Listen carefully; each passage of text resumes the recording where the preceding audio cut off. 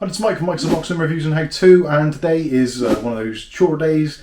So yeah, the weather sucks outside, so I thought it would be a good idea to go ahead and clean up the filters in our British Berkefeld water filter, which we reviewed a while back, which you can check out from the links wherever it is. We've really enjoyed using it. It's really nice water. It tastes kind of natural, I guess you'd call it.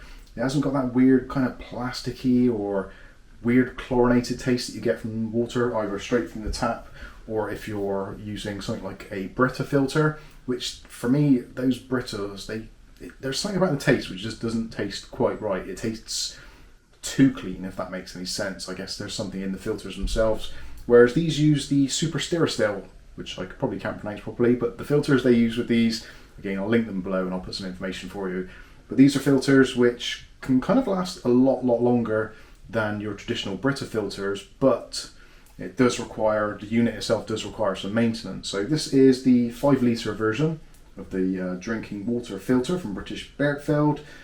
It's basically 2 units. So we've got the top unit, which is your water kind of incoming reservoir. So literally just pull the lid off, pour in your tap water or pond water or whatever it is, if you're maybe out in the field or whatever. Then it uses the filters in here. Then uses gravity feed and it drips into this bottom section. Again, you've probably seen it from the other video, but if I lift this up, you'll see it's basically dripping through. It's quite heavy, so I'm going to put that down. But what we've got is actually inside, which you'll probably see some cutaways of, there are 2 filters in here. You can choose to use 2 or 4. If you use 4, it just speeds up the process, but obviously also increases the costs because you have to purchase 4 filters and they're not cheap. But the reason they're not cheap is because they are reusable. So what you can do is basically kind of empty down the machine, clean the filters up, and they're kind of pretty much as good as they were when they came out of the factory because of the way they're made from the ceramics. So what we're going to do in today's video is we're not going to waste the water that we've got already in the bottom section. So we're going to put that into like a kettle or a bottle or something because it takes a while to filter. So you want to keep hold of that. But what we are going to do is we're going to tip out the water that we've got in this top section. We're going to take the filters out. We're going to give them a good thorough cleaning under the tap. And also we're going to use like a toothbrush or some kind of brush device to remove some of the particles that are on there. Also, we're going to actually clean the actual container itself because you can probably see, I'm not sure if you can see on this angle, but if I rub my fingers on here, you can see there is a kind of, definitely some sort of film on there where, well, you can see now there's the original finish underneath. You can see there is that kind of film which has been left from the water in the top, which is great news because it means that it's in the top section rather than going into the bottom and then obviously going into your drinking water, your teas, your coffees, your whatever it is. So yeah, that is the principle. So let's go ahead and start. So the first thing I want to do is I'm going to take this top section off and literally I'm just going to pour that water down through the drainage, which is the normal thing to do. There is quite a lot in there, which is kind of our mistake really. We should have left it to almost be empty. But anyway, so let's get rid of that first of all.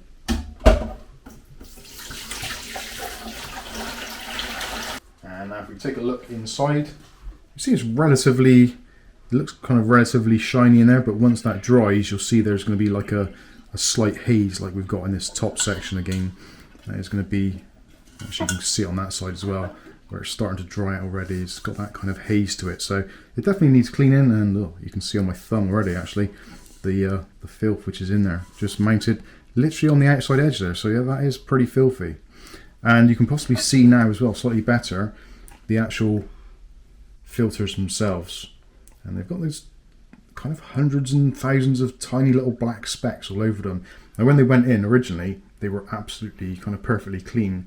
You can probably see actually, I can see, I'm not sure if the camera can, looking at the actual candles themselves, as they go down towards the bottom, yeah, literally it's filthy. You can see I've run my finger across that.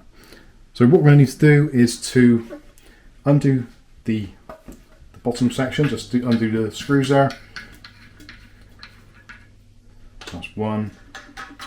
And there we go, they've come loose now. So, oh wow. Hopefully the camera is picking that up. Look at the difference. So this, literally just from, it feels actually slimy. Residue and stuff in there, which is, oh dear. I don't even want to think about what is in there. That is what would be kind of, well, you'd be drinking that. That's literally just come from the tap. We've got relatively decent kind of water here in where we live in the UK, in the southwest. It's a little bit on the hard side, the water, but yeah, just looking, just touching it, that is this isn't coming from my hands. I've literally washed my hands before I started this. That is the muck that you can see on there. So on the tips you can see that is just where I'm touching it, that is absolutely filthy. So that's great news, because that isn't going into ourselves. We're not ingesting that. This is being saved from us.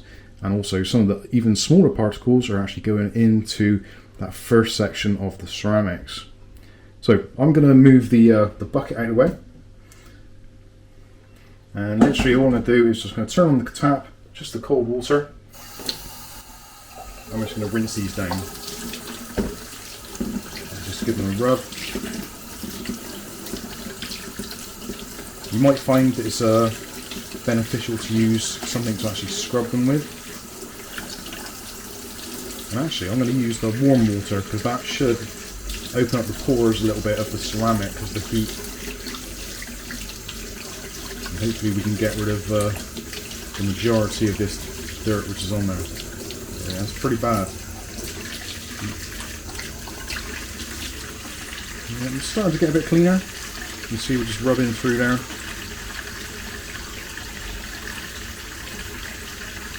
And already that is a lot better. I'm going to grab a brush. A little tiny little brush here. So what I'm going to do is I'm just going to agitate this a little bit.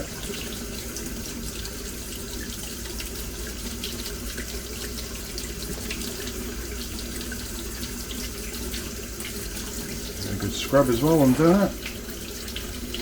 Making sure to get rid of most of the particles. A lot of it, if it's ingrained, there's not really a great deal you can do about it. But we're getting rid of the majority of the muck.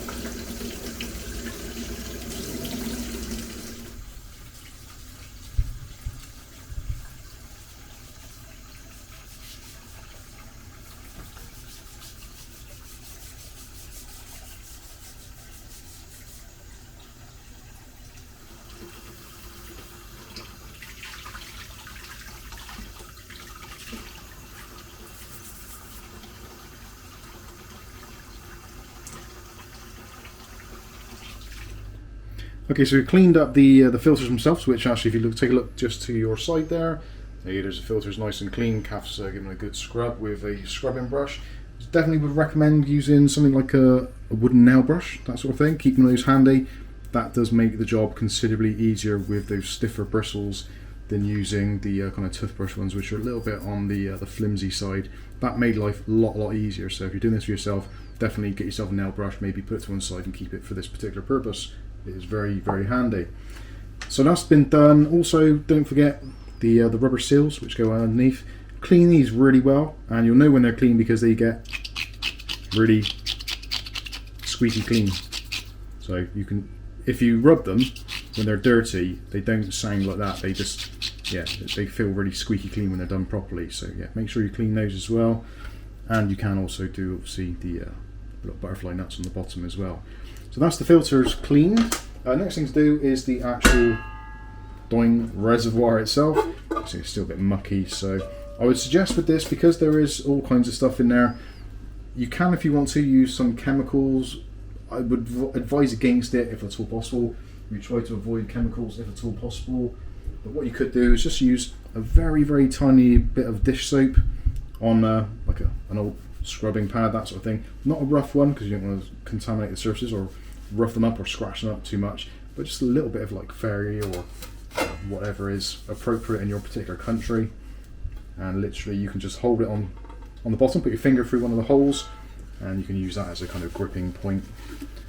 And just give it a wipe around. Don't scrub too hard, because you may damage the surface, although it is stainless steel. But you don't want to make too many marks.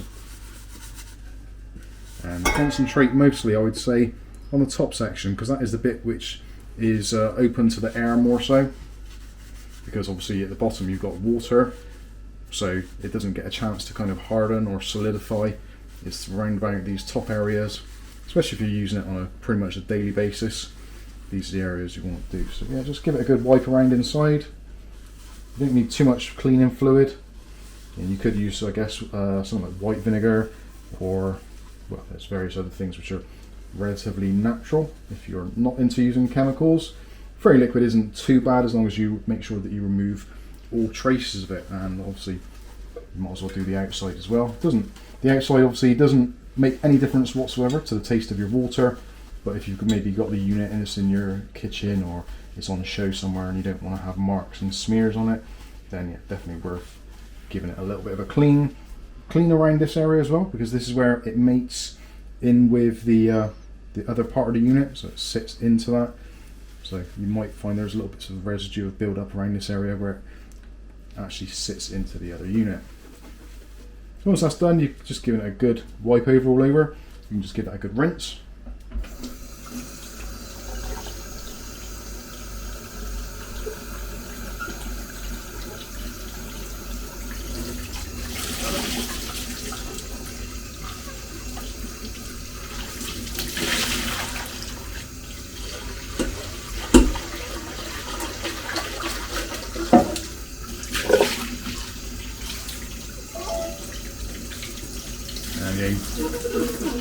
Squeaky clean. You can actually feel the cleanness now, and actually the inside, there's still a few soap suds in there, so we'll give that a little rinse.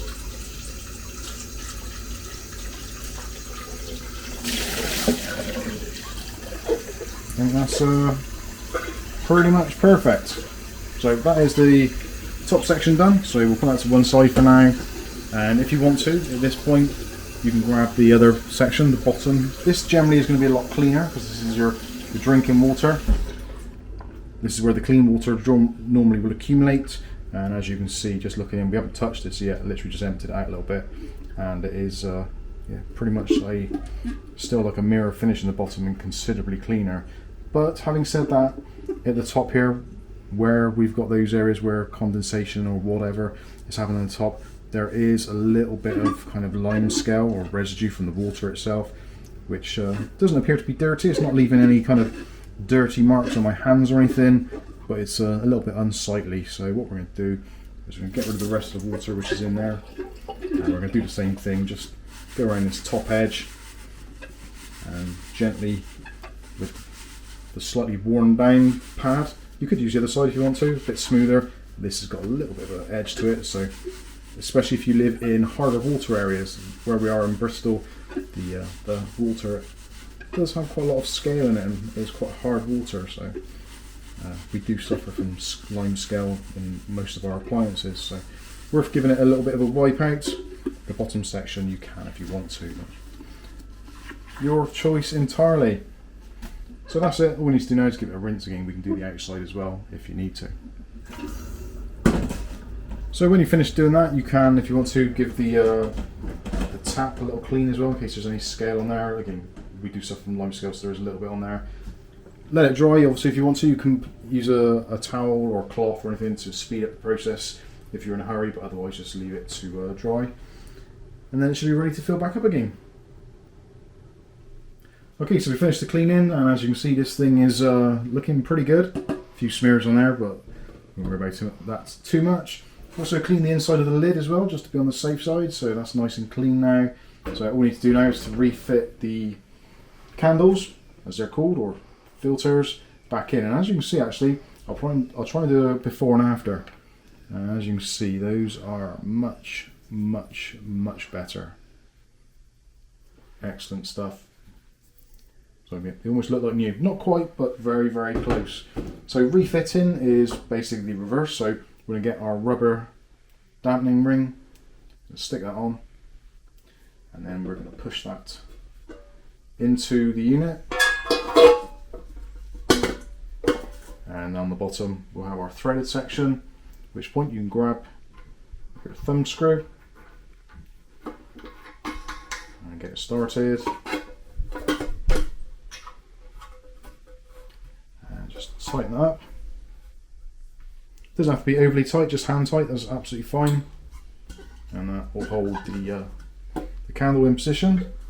Sometimes they're a little bit squiff, like off on a different angle, so never mind, that's absolutely fine. And for the second one, Could do exactly the same. So get a rubber bung, put it on there, and then take the threaded end and stick it through that hole at the bottom. And again, thumb screw.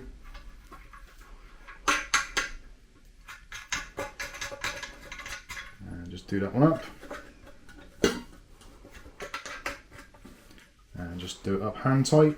Don't need any pliers or anything. And that is pretty much it. Looking inside, you can see we're back to pretty much back to square one. Got nice clean candle filters in there.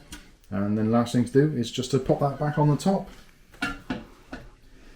Fill it with water, and yeah, we should be good to go. Another top tip for the actual tap: if you want to get the lime scale off of there, a 2p piece is absolutely brilliant. One of the cap's tips there: use a 2p piece, and you just chip off the lime scale. Works very, very well, and actually it's come up pretty clean. Going back to the 2p thing, I have been reliably informed by CAF, the 2p has to be wet. Use a wet 2p. That seems to work very well, so it doesn't scratch, that kind of stuff. And also the coin does have to be copper, so make sure you're using a copper coin, and that is really good for getting the lime scale off. Top tip there, also for using in your toilets, cisterns, etc, etc. So anyway, that's enough wittering on. We've got the job done, it's all nice and clean now, and yeah, hopefully the water will be back to its normal taste. It hasn't actually changed, I'll be honest with you. The taste of the water hasn't really changed a great deal. We have noticed that the filtration rate is slightly lower. So if you're finding your filtration rate is a little bit lower on your filter, whether it's a Berkey, Berkefeld, whatever it might be, if you're noticing the flow rate is noticeably less, then yeah, take out your candle filters and give them a good clean. We do actually have some other ones which we've got on order, the black filters, which we're unsure whether they're actually going to fit or not. So if you want to see how that goes, don't forget to check out the channel on a regular basis, and you will be notified of future video releases if you hit the subscribe button and the channel icon. So yeah, a bit of a weird one today, a little bit of a break from the norm from our usual tech stuff, but we do like this, and yeah, hopefully you guys have enjoyed the video too. So I've been Mike, this is Mike's Unboxing Reviews now too, and hopefully we'll see you in the very next video. Thanks for watching.